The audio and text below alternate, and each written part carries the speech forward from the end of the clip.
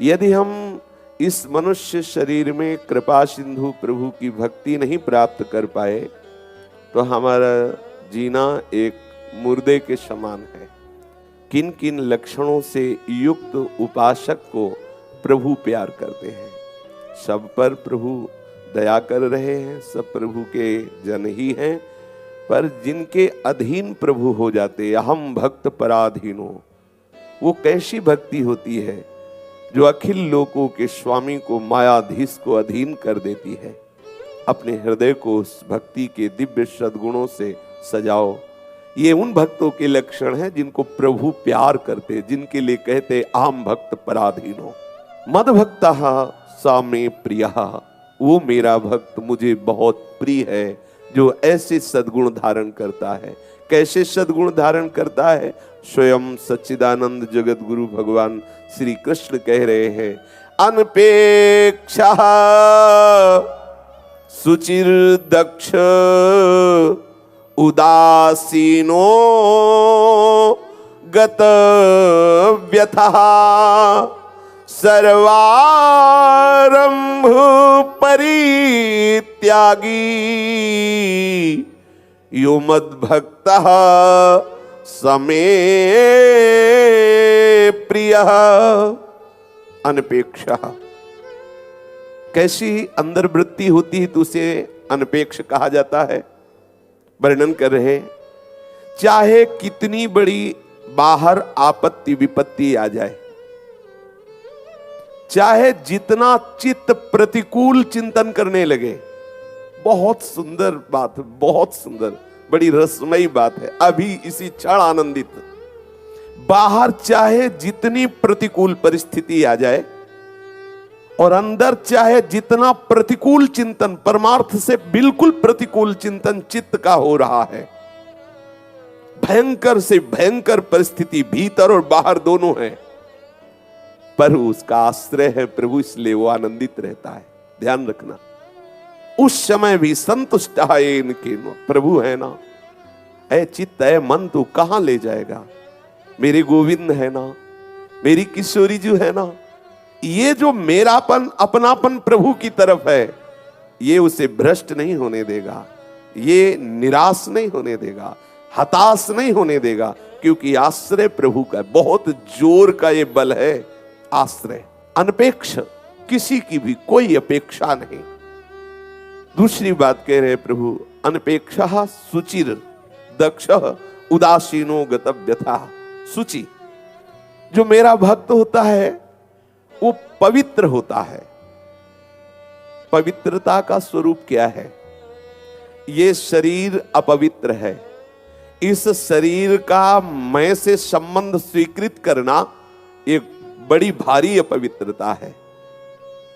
जब तक ये मैं संबंध रहेगा कि मैं पुरुष हूं, मैं स्त्री हूं, मैं ब्राह्मण हूं, मैं क्षत्रिय हूं, मैं वैश्य हूं, मैं शूद्र हूं, मैं विद्वान हूं, मैं मूर्ख आदि आदि, इस मैं से जब इस जड़ शरीर का और इस जड़ शरीर की सारी चेष्टाओं का अर्थात कर्ता भोक्ता भाव रहेगा, इस सबसे बड़ी अपवित्रता है। पर यहां तक पहुंचने के लिए बाहरी पवित्रता का निर्वाह करते हुए, सत्संग के द्वारा विवेक से आंतरिक रागों का नाश करते हुए, हम अपने को परम पवित्र स्वरूप जो हमारा है वो अनुभव कर लेते हैं। हमारा स्वरूप पवित्र है और ये शरीर अपवित्र है, इसमें स्वरूप का आरोप करना, मैंपन का आरोप करना, खास अपवित्रता यही है। दक्षा, आगे का लक्षण वर्णन करते हैं, पहला अनपेक्षा, फिर शुचि, फिर दक्षा। दक्षा का तात्पर्य होता चतुर।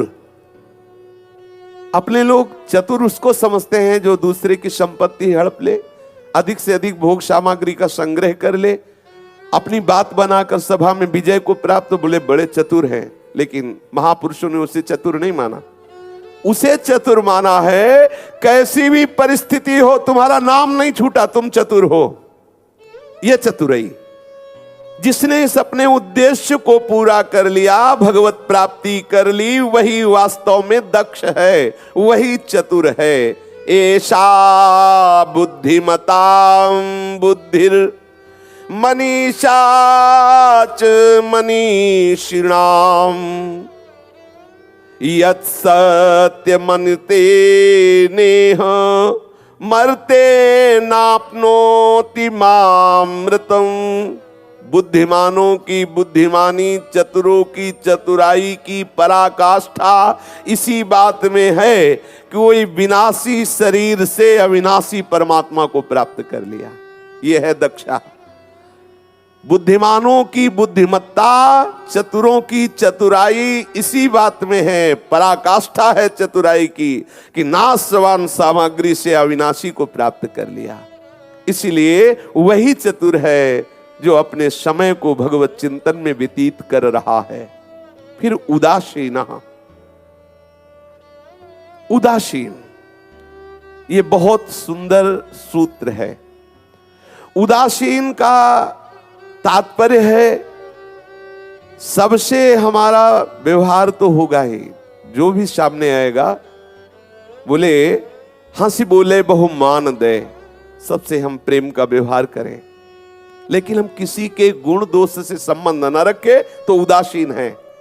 उदासीन का मतलब नहीं कि मुंह हिल गए हम चल रहे तो उदासीन ही है। बोले एक रिसाने से रूखे से दिखत, पूछत रीति भभूकत धावत, सेवक जी महाराज के काचे धर्मी प्रकरण में। बोले एक है जब देखो तो गुस्सा से दिखाई देते, बात करो तो इसलिए दौड़ के काट लेंगे, ऐसा नहीं। साधु ऐसा नहीं, साधक ऐसा, बहुत गंभीर स्वभाव, मंद मुस्कुराते राधे राधे। अगर कोई व्यर्थ की वार्ता है बस राधे राधे किया, चल दिया, ना उसकी निंदा ना उसकी स्तुति। गत व्यथा, व्यथा शब्द केवल दुख का वाचक नहीं है। अनुकूलता की प्राप्ति में जो प्रसन्नता होती, हर्ष होता है, वो भी व्यथा है। भक्त के हृदय क्या अनुकूल, कौन सी ऐसी कीमती वस्तु है जो प्रभु से बढ़कर हो, और जो प्रभु के स्मरण में मगन है उसके लिए चाहे जितनी वस्तु, चाहे जितना बड़ा पद हो, हर्ष नहीं हो सकता, क्योंकि वो इतने आनंद में है। जैसे कोई असंख्य पति है और उसको 100 रुपया दिया जाए तो कैसा हर्ष लगेगा, लेकिन एक गरीब आदमी को 100 रुपया दिया जाए उसे हर्ष होगा। ये महान महिमा में जिनके प्राप्त करने के बाद कुछ प्राप्त करना बाकी नहीं रहता, जिसके जान लेने के बाद कुछ जानना बाकी नहीं रहता, ऐसे परम तत्व को अपना मान चुका है। इसलिए कोई भी पद, कोई भी वस्तु, कोई भी संपत्ति उसके हृदय में हर्ष पैदा नहीं। हर्ष आना भी व्यथा है, ये भी व्यथा के द्वंद्व है ना, द्वंद्व के अंतर्गत है। अनुकूलता में जो एक गुदगुदाहट होती, आनंद होता है, हर्ष होता है, और प्रतिकूलता में जो चित्त में चंचलता होती, खिन्नता होती, हलचल होती है, ये व्यथा है। भगवान जिन भक्तों को प्यार करते हैं ऐसे भक्तों के हृदय में ये व्यथा नहीं होती है। अनुकूलता या प्रतिकूलता जो अंतःकरण में राग या द्वेष, हर्ष या शोक, इन विकारों का पूर्णतः अभाव होता है, उस भक्त के हृदय में उसे गत व्यथा कहते हैं। सर्वारंभ परित्यागी, भोग और संग्रह के उद्देश्य से नए नए कर्म करने को आरंभ कहते हैं। ये जो सर्वारंभ परित्यागी, सभी आरंभों का अर्थात नए नए कर्मों के आरंभों का सर्वथा त्यागी होता है। जो इस श्रेणी का महान भक्त होता है वो कभी ये संकल्प नहीं होता कि ऐसा कर लिया, ऐसा करेंगे, ऐसा नहीं होता। प्रभु करा रहे हैं, प्रभु ने करा लिया, वो यंत्रवत देखता है कि मेरे द्वारा चेष्टा कराई जा रही, मैं करता नहीं हूं। सुख भोग के उद्देश्य से नई नई वस्तुओं को इकट्ठा करना, रुपए बढ़ाने का अंदर उद्देश्य रखना, नए नए व्यापार खोलना, भोग संग्रह के लिए नए नए संकल्प करना, ऐसा कर लिया जाए इतना लाभ मिलेगा, ऐसा ऐसा ऐसा।